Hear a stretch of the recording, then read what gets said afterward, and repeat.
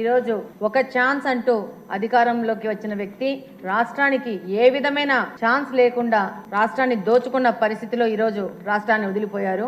ఆయన వచ్చిన 11 సీట్లు అనేది ఎలా వచ్చాయంటే ఈ యొక్క విద్యుత్ ఛార్జీల యొక్క భారం వలనే ప్రజలు ఆయన్ని రిజెక్ట్ చేయడం జరిగింది. మేము క్యాంపెయినింగ్ వెళ్తుంటే ప్రతి ఒక్కరు చెప్పేవాళ్ళు 2 రూములు ఉన్న వాళ్ళకి ఒక లైటు ఒక ఫ్యాన్ ఉన్న వాళ్ళకి కూడా 2000 1500 ఫీజు చార్జెస్ కరెంట్ చార్జెస్ వచ్చేటివని చెప్పేవాళ్ళు. కొంతమంది అయితే వాళ్లకు కరెంటు పీకేస్తాము మీరు బకాయిలు కట్టకపోతే అంటే వాళ్ళకున్న ఉంగరాలు చిన్న చిన్న బంగారు వస్తువు కూడా అమ్మి వాళ్ళ విద్యుత్ బకాయిలు చెల్లాల్సిన పరిస్థితిలో ఈ రాష్ట్రం గత 5 సంవత్సరాల్లో ఉండింది. ఇంకా ఈ రోజు ఇప్పుడు బిల్లులు కట్టినా కూడా పాతవి కూడా మీకు అరియర్స్ ఉన్నాయని చెప్పేసి దాని మీద కూడా వాళ్ళకి కరెంటు బిల్లులు ఇచ్చేసి వాళ్ళకు కూడా వాతలు పెట్టిన పరిస్థితుల్లో ఈ రోజు రాష్ట్రాన్ని పాత నాయకుడు గత ముఖ్యమంత్రి గారు తీసుకుపోయిన పరిస్థితుల్లో ఈ రోజు రాష్ట్రం బయటకు వచ్చింది. ఈ రోజు ఎన్నో సంస్కరణలు జరిపి ఈ యొక్క విద్యుత్ వ్యవస్థని సరిదిద్దాల్సిన అవసరం ఈ రోజు